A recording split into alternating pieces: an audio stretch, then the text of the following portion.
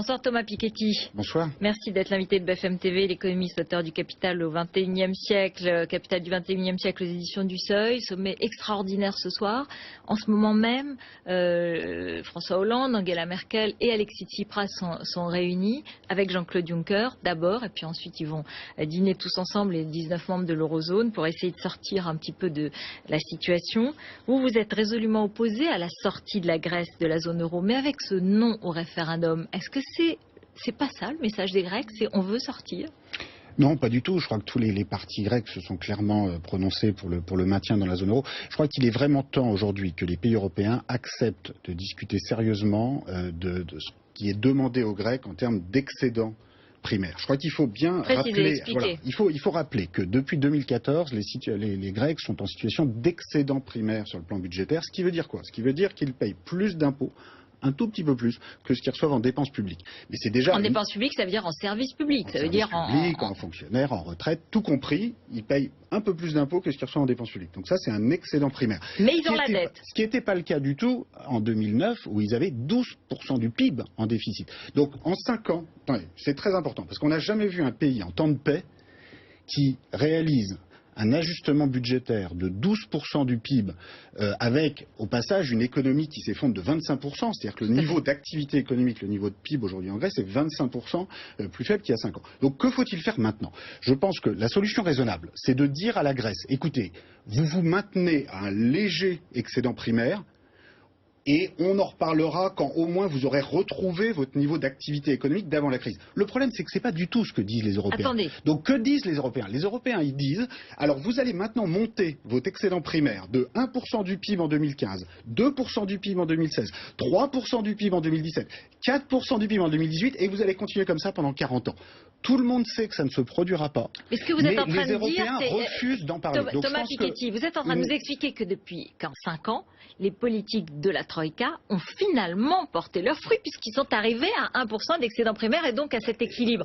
Donc vous êtes en train de nous expliquer... Avec au passage un PIB réduit de 25%. Est-ce que c'est une bonne solution pour les créanciers? Oui, mais vous êtes en train de nous expliquer, et finalement c'est une surprise, c'est que malgré tout, ces plans-là ont donné un rétablissement de l'économie grecque qui... De l'économie, non, de l'équilibre budgétaire. De l'équilibre budgétaire, mais pas de l'économie absolument, mais qui quand même a porté ses fruits. Et aujourd'hui, ce que disent un certain nombre d'Européens, c'est quand Alexis Tsipras est arrivé, il a voulu casser cette spirale. Il a voulu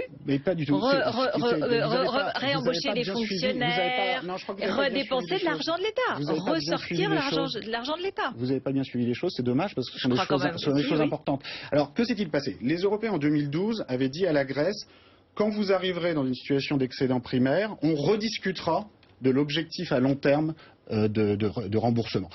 Et quand en 2014 le gouvernement précédent est allé voir les Européens et a dit bon bah alors on en discute maintenant, les Européens disent ah non finalement on en reparlera plus tard. Et c'est comme ça que le gouvernement l'an dernier a chuté. C'est comme ça qu'il a perdu sa majorité parlementaire en décembre 2014. C'est comme ça que Tsipras est arrivé au pouvoir en janvier 2015. Ça n'a pas été assez soutenu par les Européens, c'est ce que vous dites. Oui, mais sur la même question que Tsipras depuis janvier. C'est-à-dire que la question, c'est toujours la même. C'est à partir du moment où on a rétabli l'excédent primaire, ce qui est effectivement un effort gigantesque de la part des Grecs, est-ce que c'est raisonnable de leur demander de passer à 2% d'excédent en 2016, 3% en 2017, 4% en 2018? Ce sont toujours les propositions européennes. Je crois que là, il faut être très précis.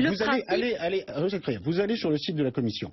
Les propositions, elles sont en ligne. Donc, ce n'est pas une manipulation des Grecs. La première ligne de ces propositions, c'est vous passerez à un excédent primaire de 2% en 2016, 3% en 2017, 4% en 2018. Vous parlez à tout le monde qui regarde des situations de remboursement de dette comme ça dans le monde. Ça n'arrivera pas. Donc, leur demander un excédent, oui. Ça c'est raisonnable. Mais un excédent modéré. En attendant au moins que le niveau du PIB retrouve son niveau d'avant la crise. Parce que vous comprenez, ce PIB qui s'est effondré, c'est pas seulement des taux de chômage faramineux en Grèce. C'est aussi que du point de vue des créanciers, c'est complètement irrationnel. Parce que comment voulez-vous être remboursé? Donc là, si vous voulez, il y a une folie idéologique.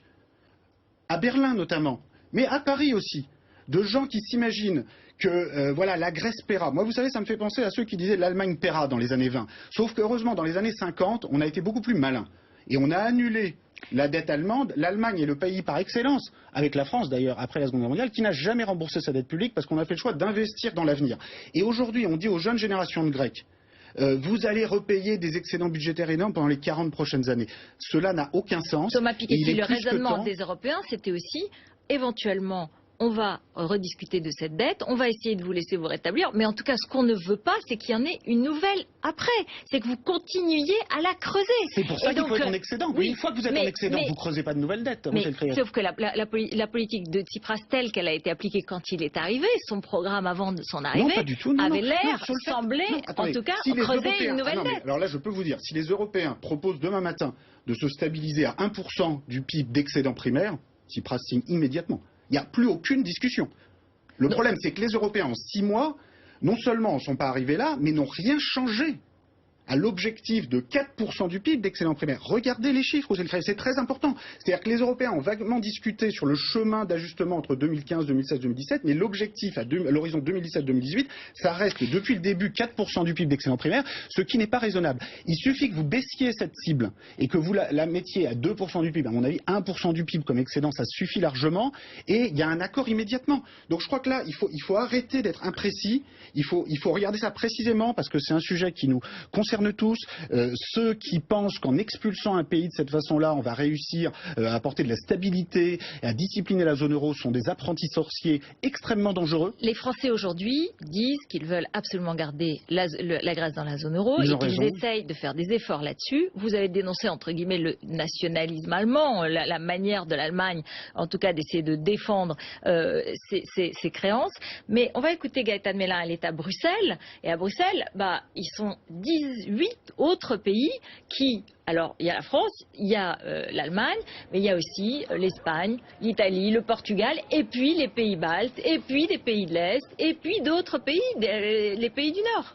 Gaëtan. Oui, tout à fait, tout à fait. En fait, il y a les pays, vous savez, qui ont fait des réformes pour sortir de la crise, comme l'Irlande, et qui répètent à qui veut l'entendre que la zone euro n'a jamais racheté la dette des banques irlandaises. Et puis il y a effectivement tous ces petits pays, la Slovaquie, la Slovénie, qui ne veulent plus faire de chèques pour la Grèce, sans contrepartie, sans avoir l'assurance qu'Alexis Tsipras fera les réformes nécessaires, pour permettre à son pays de se reprendre. Et puis vous le savez, c'est un jeu politique aussi pour ces pays, puisqu'ils doivent obtenir le feu vert de leur Parlement pour faire adopter une nouvelle aide. Et bien sûr, c'est un peu leur avenir politique que ces dirigeants européens jouent en cédant une nouvelle fois à la pression des Européens pour un nouveau plan d'aide à la Grèce. Et ça, finalement, ils sont très réticents ce soir à vouloir une nouvelle fois aider ce pays. L'exception grecque, elle ne passe pas. Oui, vous savez, moi je comprends les Portugais et les Slovaques, c'est-à-dire je pense qu'on ne peut pas demander les mêmes efforts à tout le monde, quel que soit le niveau d'endettement initial, quel que soit le niveau de PIB par habitant, donc quand on est plus pauvre que la Grèce. C'est pour ça que je pense qu'il faut une solution d'ensemble. Je pense que dans le fond, on aurait besoin d'une conférence sur l'ensemble des dettes européennes. On peut pas, il n'y a pas de solution purement grecque. Dans ça le veut dire terme, que vous nous dites en fait que c'est les Français et les Allemands qui doivent payer. Non, vous savez, quand on a accumulé... C'est les plus riches. Vous vous trompez. Quand on a accumulé trop de dettes, ce qu'on voit dans l'histoire, c'est que ça finit par peser sur la croissance de façon telle que même les créditeurs y perdent. Vous savez, la dette allemande a été annulée en 1953. C'était une dette extérieure considérable. En pourcentage du PIB européen de l'époque, c'est beaucoup plus que la Grèce aujourd'hui. Est-ce que ça a été une mauvaise chose pour les créditeurs français britanniques? Non, parce qu'au final, ça a aidé la croissance des années 50-60. Ce que nous enseigne l'histoire... Ça aiderait la croissance aujourd'hui. Ce que vous dites, c'est que ça aiderait la croissance aujourd'hui. Qu'on efface une partie de la dette. Vous savez, une façon de le voir, regardez, une façon de le voir très simple, c'est la suivante. Actuellement, on parle beaucoup de la dette vis-à-vis de la France, environ 40 milliards d'euros, ce qui représente à peu près 2 points du PIB français. Sauf que la croissance qu'on a perdue depuis 2007, c'est au moins 10% du PIB. Actuellement, le PIB des États-Unis est 10% au-dessus de son niveau de 2007. Le PIB de la zone euro est péniblement au même niveau.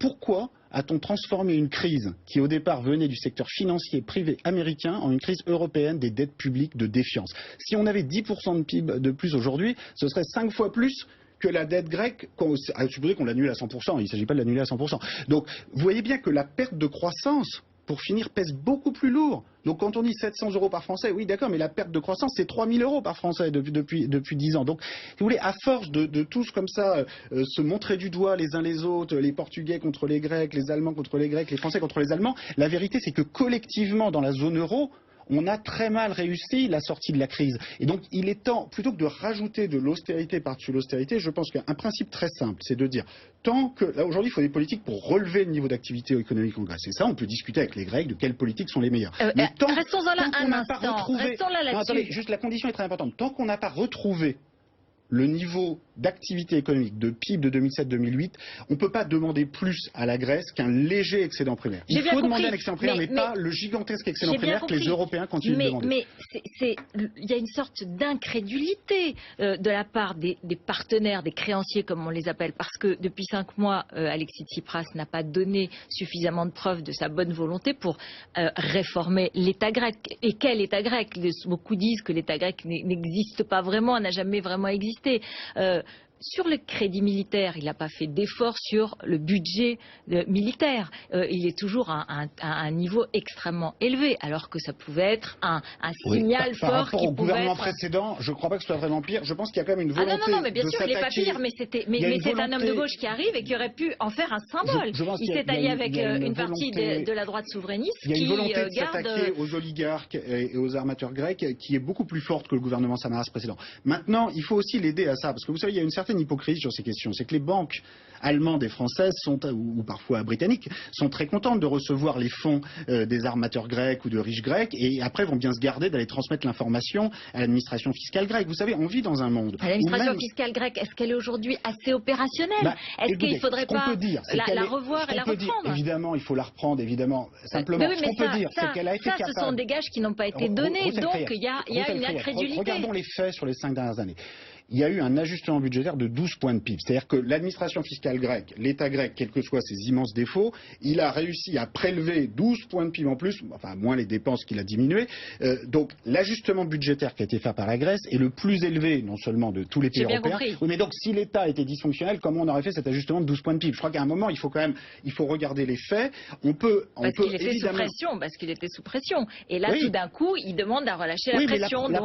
La promesse des Européens, c'était quand vous arriverez à ce niveau d'excédent primaire, à nouveau, on rediscute. Donc le jour est venu, maintenant c'est plus pour après-demain, c'est pour maintenant. Et moi quand je vois les déclarations de François Hollande qui essayent d'aider, bon c'est très bien, mais je pense que ça reste un peu mou et qu'il faut dire plus précisément ce qu'il est raisonnable de demander des Grecs. Ce qu'il est raisonnable de leur demander, à nouveau, c'est un excédent modéré, jusqu'à ce que le niveau d'activité économique soit reparti. Mais vous voyez bien qu'on est dans une situation politique européenne globale dans tous les pays dans lesquels les opinions publiques sont extrêmement réticentes à accepter des efforts pour eux et moins pour les autres. Parce qu'on les a chauffés à blanc avec des discours nationalistes ne reposant sur aucune réalité. Mais pour l'instant. C'est pas du nationalisme grec le vote, non? C'est aussi un nationalisme.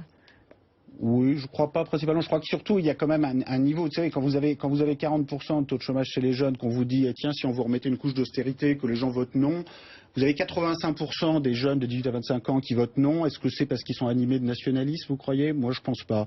Ça me paraît assez raisonnable quand vous avez 40% de taux de chômage et qu'en face, vous avez des gens qui vous disent tiens, et si on augmentait la TVA et que les gens disent bah non, ça nous paraît pas une bonne idée. Moi, ça me paraît plutôt du bon sens.